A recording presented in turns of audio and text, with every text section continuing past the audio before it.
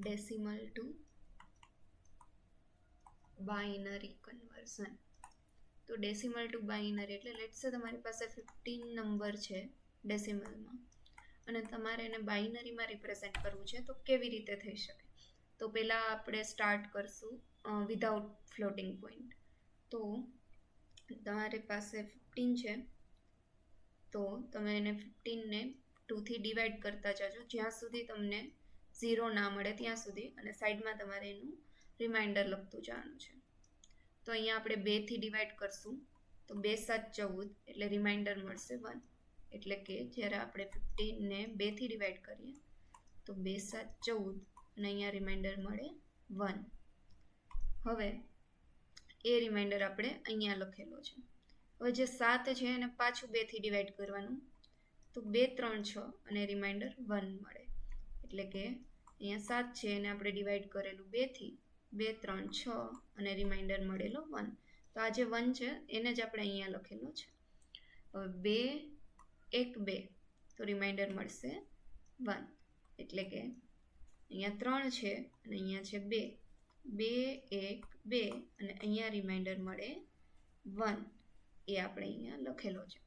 હવે અહીંયાથી સ્ટોપ નથી થઈ જવાનું, આપણે આ જગ્યા છે ત્યાં 0 ના આવે ત્યાં સુધી આપણે એને ડિવાઈડ કરવાનું. 2 ઇન્ટુ 0 0 અને રિમાઇન્ડર મળે 1. એટલે કે અહીંયા 1 છે અને આપણે 2થી ડિવાઈડ કરવાનું છે. તો 2 ઇન્ટુ 0 કરીએ તો 0 મળે અને 1 માઇનસ 0 1 મળે. તો આ રિમાઇન્ડર આવી ગયું અહીંયા. તો આ જે લાસ્ટ છે એ તમારું થશે MSB અને આ છે LSB. જો કે બધા 1 છે એટલે અત્યારે કંઈ તમને ફેર નહીં દેખાય, પણ નેક્સ્ટ એક્ઝામ્પલ એવું લેશું કે આપણને ખબર પડે MSB અને LSB નો અહીંયા શું રોલ છે. તો આજે આ 15 છે એને શું લખી શકીએ? 1 1 1 1. તો આ થઈ ગયું આપણું બાઇનરીમાં રિપ્રેઝન્ટેશન. હવે એક નેક્સ્ટ એક્ઝામ્પલ લઈ લઈએ 27નું. તો 27ને તમારે કન્વર્ટ કરવા છે બાઇનરીમાં. અહીંયા એનું રિમાઇન્ડર લખશો, અહીંયા 27 અને 2થી ડિવાઈડ કરશું. 13 2 26 અને 26માં એક રિમાઇન્ડર મળશે. એટલે કે 27 છે એને 2થી ડિવાઈડ કરશું તો અહીંયા 13 2 26 તો અહીંયા મળે 1 રિમાઇન્ડર. જે આ 1 રિમાઇન્ડર છે એ અહીંયા લખેલો છે. 2 6 12 તો જ્યારે 13 છે એને 2 6 12થી ડિવાઈડ કરીએ તો પાછું અહીંયા રિમાઇન્ડર મળે છે 1. હવે અહીંયા 2 3 6 તો જ્યારે અહીંયા 6 છે અને 2થી ડિવાઈડ કરીએ 2 3 6 તો રિમાઇન્ડર 0 મળે. તો આપણે એ રિમાઇન્ડર અહીંયા લખશું. 2 1 2 તો રિમાઇન્ડર મળશે 1. એટલે કે તમારી પાસે અહીંયા 3 હતું, આ 3 હતું એને તમે 2થી ડિવાઈડ કરતા હતા 2 1 2 તો રિમાઇન્ડર અહીંયા 1 મળતું હતું. એ આપણે અહીંયા લખેલું છે. 2 ઇન્ટુ 0 0 અને રિમાઇન્ડર મળશે 1. એટલે કે અહીંયા 2 છે અને અહીંયા 1 છે, જે આ 1 હતું એને આપણે 2થી ડિવાઈડ કરતા હતા. 2 ઇન્ટુ 0 0 મળે અને એને આપણે 1 માઇનસ 0 કરીએ એટલે 1. તો આ રિમાઇન્ડર છે ને અહીંયા લખેલું.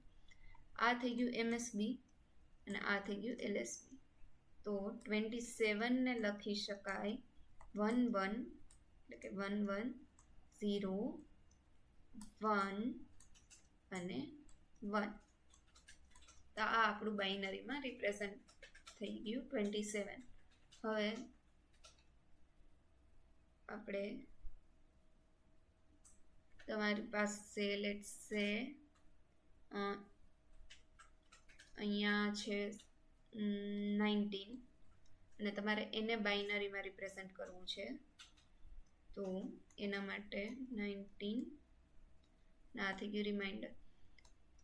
2 8 16 તો અહીંયાથી રિમાઇન્ડર મળશે, સોરી 2 9 18 તો અહીંયાથી રિમાઇન્ડર મળશે 1. તો એ અહીંયા લખી લીધું. 2 4 8 તો અહીંયાથી રિમાઇન્ડર 1 મળશે, અહીંયા લખી લીધું. 2 2 4 તો અહીંયાથી રિમાઇન્ડર 0 મળશે, અહીંયા લખ્યું. અને 2 1 2 તો અહીંયા રિમાઇન્ડર 0 મળશે. અને 2 ઇન્ટુ 0 તો અહીંયા રિમાઇન્ડર 1 મળશે.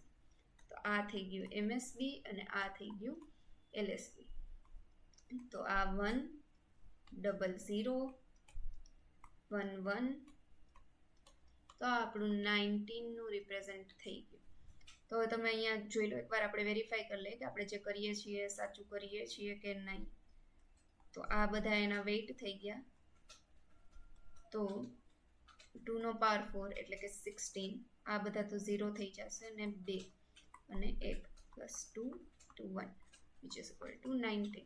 તો આપણું 19 ને આ જે ડેસિમલ નંબર છે 19 એને આપણે બાઇનરીમાં 1 0 0 1 1 થી રિપ્રેઝેન્ટ કરી શકીએ. હવે આપણે એક ફ્લોટિંગ પોઈન્ટ નંબરનું એક્ઝામ્પલ લેશું.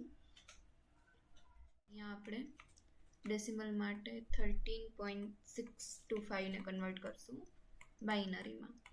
તો પહેલાં તો જે આ છે નંબર આપણો ફ્લોટિંગ પોઈન્ટ, એને આપણે બે નંબરમાં ડિવાઈડ કરશું. એક તો ઇન્ટીજરમાં કે જે અહીંયા 13 છે, અને બીજો છે ફ્રેક્શનલ પાર્ટ એટલે કે 0.625. તો આ થઈ ગયો આપણા બે પાર્ટ. હવે જે 13 છે એને કેવી રીતે કન્વર્ટ કરવું એ તો ઇઝી છે, જે આપણે આગળ શીખેલું કે જ્યારે 13 હોય એના રિમાઇન્ડર લખતા જવાના અને 2 થી ડિવાઈડ કરતું જવાનું.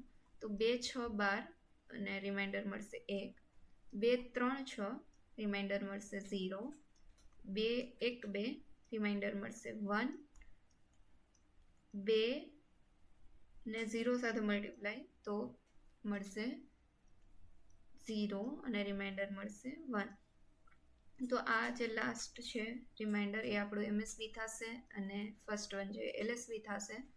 તો 13 ને બાઇનરીમાં રિપ્રેઝેન્ટ થશે 1, પછી પાછું આવશે 1, પછી 0 અને 1, 0 અને 1.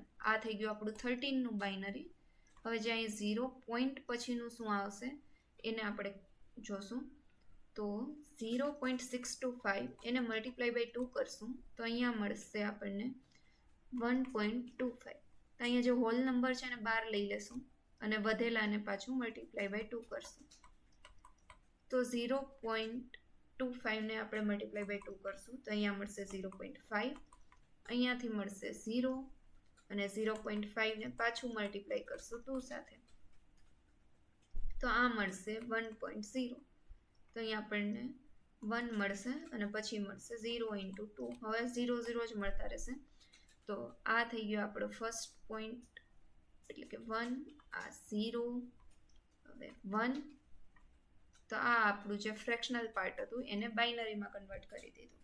હવે આપણે બંનેને એડ કરી દઈએ તો 13.625 જે આપણું ડેસિમલમાં છે એને બાઇનરીમાં લખી શકાય 1101.101. આ આપણું ડેસિમલ ટુ બાઇનરીમાં કન્વર્ટ થઈ ગયું છે આપણી પાસે ડેસિમલ નંબર જ્યારે ફ્લોટિંગ પોઈન્ટમાં હતો. હવે એક સેકન્ડ એક્ઝામ્પલ લઈ લઈએ. લેટ્સ સે આપણી પાસે છે 10.75. તો આપણે આને બે પાર્ટમાં ડિવાઈડ કરી લઈએ. એક તો ઇન્ટીજર 10 અને ફ્રેક્શનલ પાર્ટ 0.75. તો જે 10 છે એને બાઇનરીમાં રિપ્રેઝેન્ટ કેવી રીતે થશે તો કે એને આપણે 2 સાથે ડિવાઈડ કરતા જશું અને રિમાઇન્ડર લખતા જશું. તો અહીંયાથી આપણી પાસે 2 5 10 રિમાઇન્ડર મળશે 0, 2 2 4 રિમાઇન્ડર મળશે 1, 2 1 2 રિમાઇન્ડર મળશે 0, 2 × 0 એટલે રિમાઇન્ડર મળશે 1. આ MSB અને આ છે એ આપણું LSB. તો 10 ને લખી શકાય 1010 બાઇનરીમાં અને 0.75 છે એને મલ્ટીપ્લાય બાય 2 કરશું તો અહીંયા મળશે 1.5, જેમાંથી આપણે ઇન્ટીજર 12 લઈ લેશું. હવે મળશે 0.5 × 2 which is equal to 1.0. તો અહીંયાથી પણ આપણને 1 મળશે. તો આને લખી શકાય 0.11 બાઇનરીમાં. હવે આપણે બંનેને એડ કરી દેશું તો 10.75 એ ડેસિમલમાં છે તો એને કેવી રીતે લખાશે? આ બંનેને કમ્બાઈન કરવાના 1010.011 સોરી અહીંયા છે આ પોઈન્ટ. તો 1010 0.11 આવી રીતે એને બાઇનરીમાં લખી શકીએ.